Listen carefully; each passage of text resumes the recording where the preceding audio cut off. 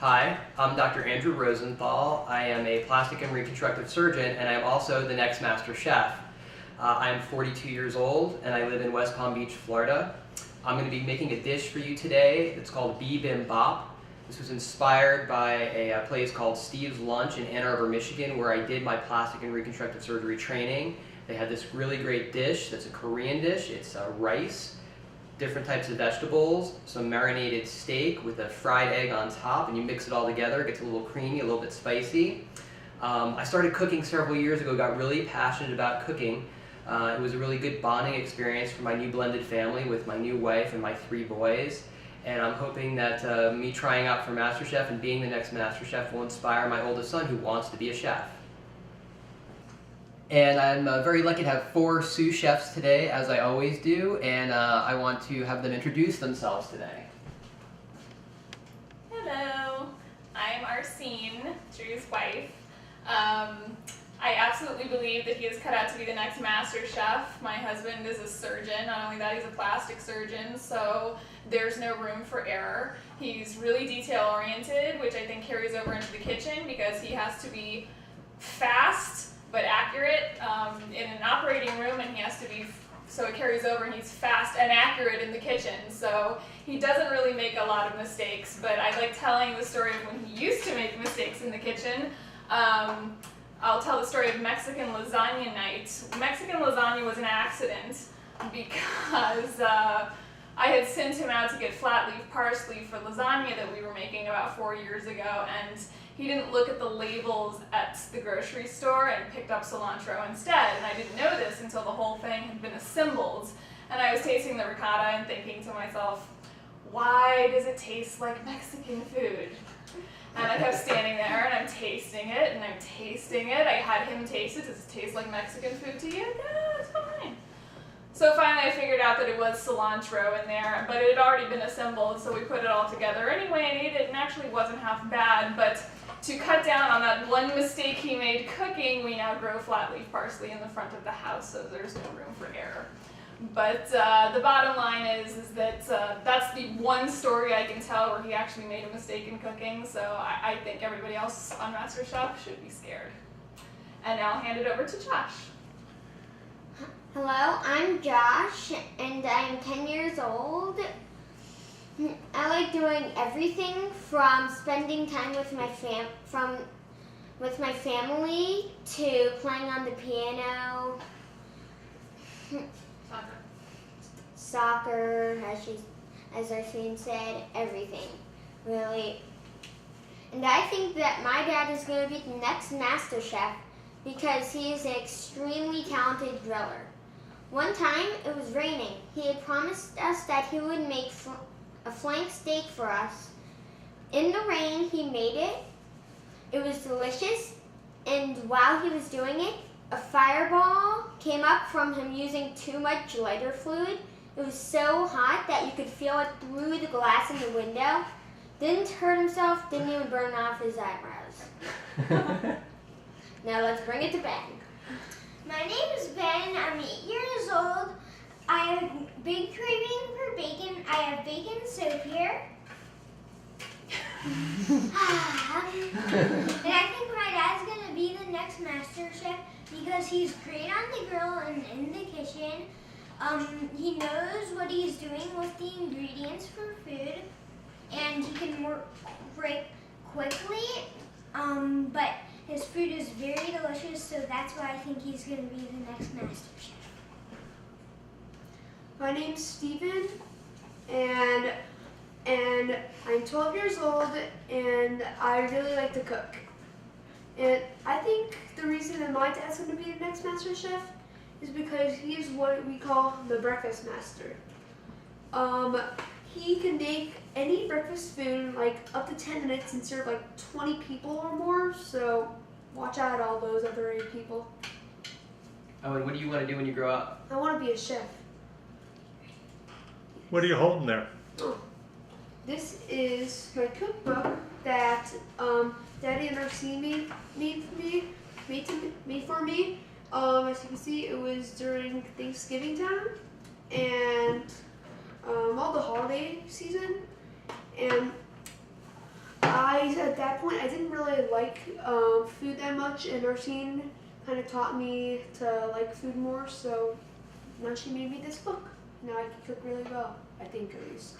Okay, so we've got all of our ingredients here for our bibimbap. We've got peppers, we have different types of mushrooms, baby bella, shiitake mushrooms, broccoli, carrots, some green onions, and our steak is in the freezer. I'm going to carve that up. I try and freeze it a little bit so it's easier to cut. And the benefit of having sous chefs is, guys can start with the carrots, okay? Go peel the carrots. You got your carrots. And I'm going to have Steven do some, let's see, what do you want to do, Steven? You want to do some chopping of the broccoli? You want to get the broccoli florets going? Okay, go ahead and get the knife. You know where that is? I'm just gonna stand here and eat the mushroom. And hey, no eating the ingredients. I'm Can you, testing. and can you bring me the? Can you also bring over? Poison too. Can you also bring me over the other knife to cut the steak with? Quality control is very important. The long knife. And you're going to stand here and look pretty. Yes. And quality control, like I said. Thank you. Oh, can you give me the sharpening? Little higher up even yet than that. So we've got some nice ribeye steaks here that have been sitting in the freezer, make them a little bit easier to cut. Can I get my knife back to this now? Thank you. We obviously don't have enough knives. And, hey, Ben, can you grab me a towel from in there? Because that's bitter and we don't want that. And here we're trimming up our And we used to grow our own peppers actually. Most of the time we grow these ourselves in the front of the house. But Yeah, we what do live we in call this Florida recipe? where it's like 250 degrees in the summertime. I need this. And nothing can survive other than maybe cockroaches Skin, top cut. and people with air conditioners. So Top cut out. it killed all the pepper plants to keep this summer. So Yeah, this summer was really bad. We had a really bad drought, so. now we have to buy our own peppers, which I'm kind of perturbed about, but really there was no way that they were going to survive, even with all the watering in the world, which we couldn't do because we had a drought. So maybe now that it's cooler, and by cooler I mean like 80, we can plant again and make our bibimbap with our own peppers. So we have, usually use organic beef, organic chicken, Be for the healthy. kids. Yep, try and be healthy. And we're trimming up the steak a little bit as we go here to try and keep things You're chopping these? fairly fat-free. Yeah, I can chop those up. Okay. So, I don't want to steal your I like don't that. steal my thunder. I love. peppery thunder. No. You know I love to chop. So we've got about 2 pounds You better of hide ribeye those. or Let me so. eat the carrots. Steven's doing a good job on the Broccoli. broccoli. And And Murphy's eating the whatever- shavings of whatever falls on the carrots floor. off the floor. Every chef should have a dog because that way you get to clean up less. It is true. That's true. This is really a secret weapon. Mouth. His Now that is kitchen true. cleaner. He's the maid for the day. His name is Murphy. It should be Murphy. Hoover. See how interested he is now that he's on the same level as Ronnie?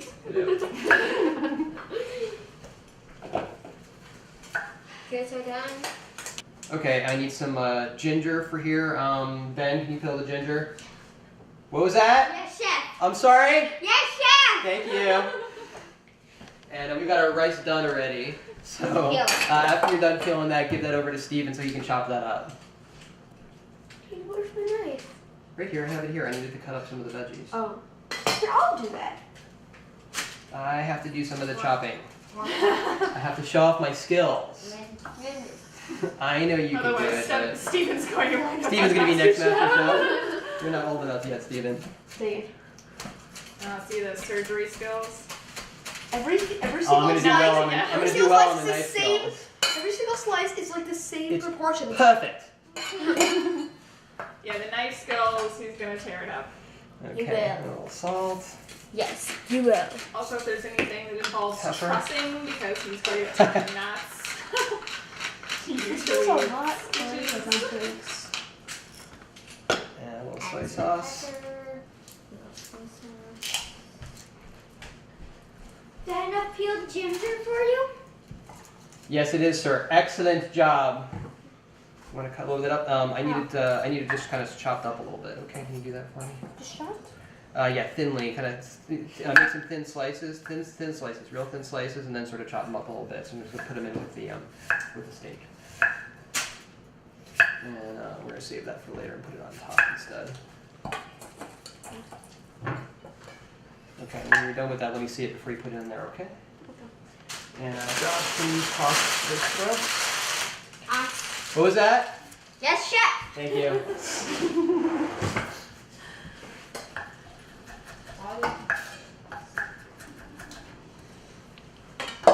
You know, and I think that's another mark of a good chef is he's able to delegate really well, which again, you know, this is stuff that carries over from the OR, where he's not doing everything himself and he's got people helping him out. He's able to ask for help when he needs it, and also able to throw a fit if they don't do it right. Yeah, Yeah. been known to do that before. Many So, times. yeah. Somebody's not communicating in the kitchen the right way. They get smacked. Hold! Not really. Yeah, Are you sure about that? Nah, it's not true. I have a very long fuse, but once lit, It will burn my forever. big pet peeve is people not doing what they're supposed to do. So And packing peanuts. and packing peanuts. I hate packing peanuts. Yes, he does. It is true. We're just the rice has to be a sticky rice. So getting together a little bit of rice wine vinegar, sugar, a little bit of oil and salt, and that'll get poured over the sushi rice we made. That's what makes it sticky. Mm-hmm. Ah. I know what I'm gonna do. She did not know this. I knew vinegar was involved. Yeah, it's the vinegar. The vinegar separate? No, that makes it help to make it sticky. Smells good. Okay, so Steve's Lunch. I got my back here to you. Sorry, Steven. Steve's Lunch is a place in Ann Arbor that was very famous for this dish called bibimbap. It's a Korean dish, and you're supposed to actually serve it in a stone bowl, which is red hot, and it's supposed to cook the rice underneath after you have the rice in there and make it crunchy on the bottom. I don't do that because I have 3 little children. Well, I'm sorry, they're not so little anymore.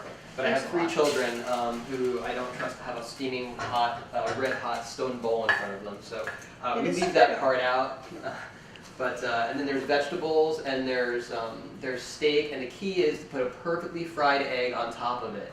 And the key thing, and the reason I made this for you was not only is it inspired by Steve's Lunch, where I went to and did all my training. You got to do right. You got to do many things at once. Everything has to be prepared and done at exactly the same time. Otherwise, it'll sit and won't be good and it'll spoil. So you got to have all the vegetables done, the steak done. You can have the rice done a little bit ahead of time, and then the eggs have to be cooked perfectly. So it's an exercise in multitasking. Yep. Which, as a surgeon, I have to do.